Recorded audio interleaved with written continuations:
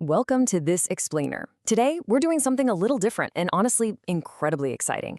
We are going to initiate a massive, essential upgrade to your psychological operating system.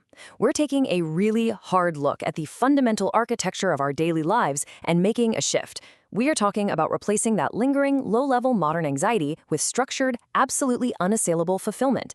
So, if you are ready to rewrite the code on how you actually experience satisfaction, you are in exactly the right place.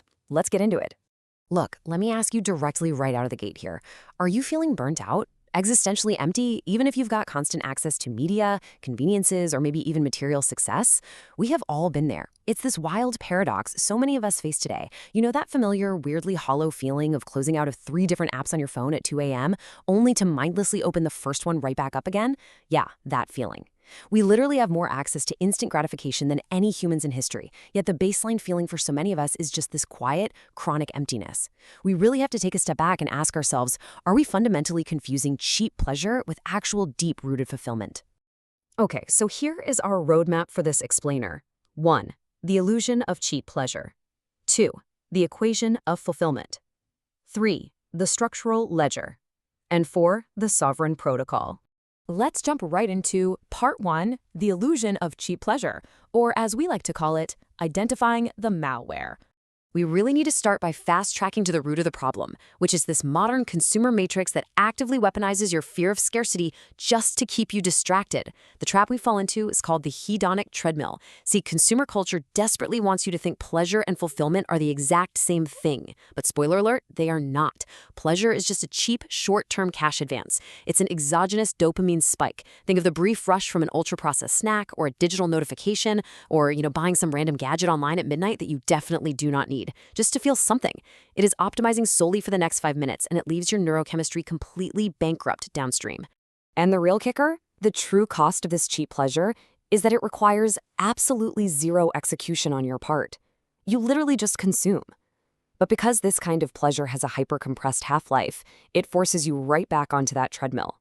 You buy more, you consume more, you scroll more, always hoping that the next turn is going to be the one that finally satisfies you. But on this treadmill, the void never actually fills.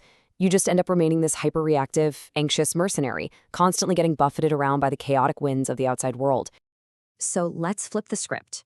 Part 2, the equation of fulfillment. This is your new operating system. Let's see how we can build a grounded, deliberate rhythm for an entirely new way of operating, moving away from passive consumption to active architecture. Real satisfaction. It's an output. And we can actually map it precisely. Fulfillment equals progress multiplied by sovereignty multiplied by contribution. Now catch this. Because this is multiplication, the rule is absolute. If any single one of these 3 variables drops to 0, your entire system crashes into chronic emptiness. It doesn't matter how much material success you've managed to hoard. So let's break down each of these 3 variables. First up is progress, or what we'll call the anti-stagnation vector. You have to understand that your brain is fundamentally wired as a hunting mechanism. It simply won't release long-term satisfaction when you're just sitting in a comfortable cage consuming instant pleasures. It literally demands that you actively scale difficult terrain. Fulfillment requires a steady, daily velocity of overcoming internal friction. So that might mean adding physical weight to the iron in the gym, or mastering a really complex research domain, or actively patching a vulnerability in your own character. Next is sovereignty, the autonomy vector.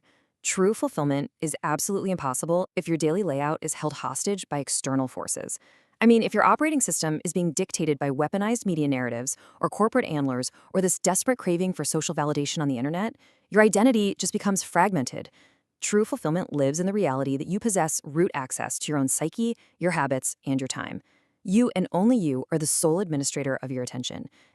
And the third multiplier is contribution, the outward translation. Look, hoarding resources solely to pamper your own ego, that yields a hyper-fragile existence. To achieve real, rock-solid satisfaction, you've got to export your compiled data, your capital, and your strength.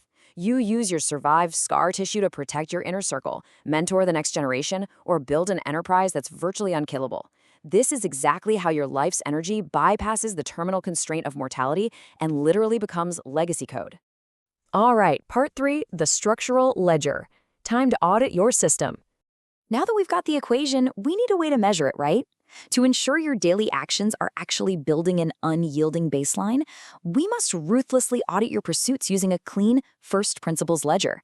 Notice the stark contrast here between the counterfeit and the sovereign. Let's look at the internal experience.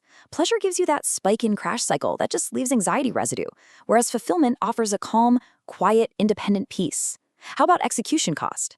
Pleasure requires zero effort. You're literally just swallowing bait. But true fulfillment?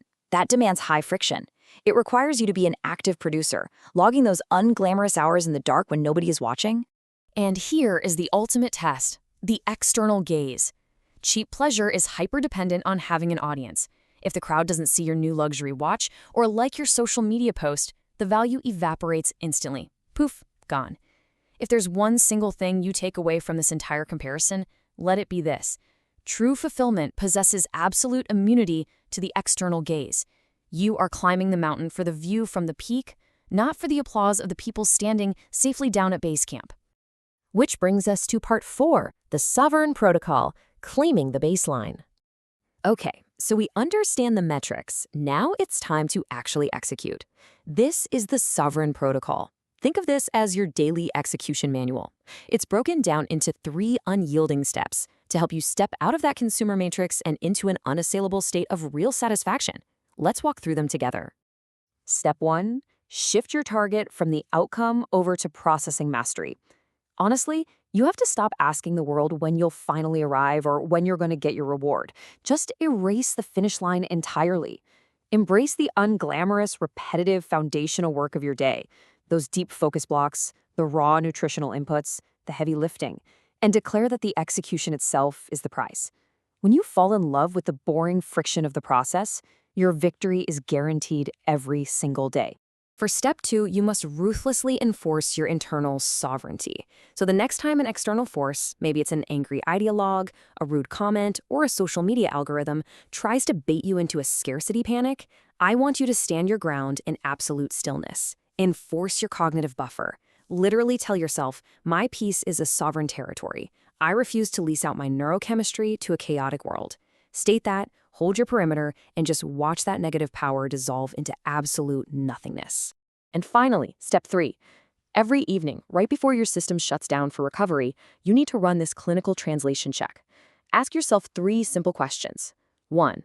Were my inputs clean? 2. Was my focus sharp? 3. Did my execution actively fortify my network? This is exactly how you prove to yourself that you operated as a net exporter of value today. And you know what happens? When your brain sees this hard data log, it actually stops hunting for that cheap external validation. Because when you run that check and you pass, you drop into a restorative sleep knowing for a fact that you controlled your variables. You throw the ultimate switch of radical acceptance and real satisfaction. So you've got a choice in front of you. Stay on the endless, exhausting treadmill of cheap dopamine, or step off right now and claim your sovereignty. The code is entirely in your hands. So, are you ready to run the upgrade?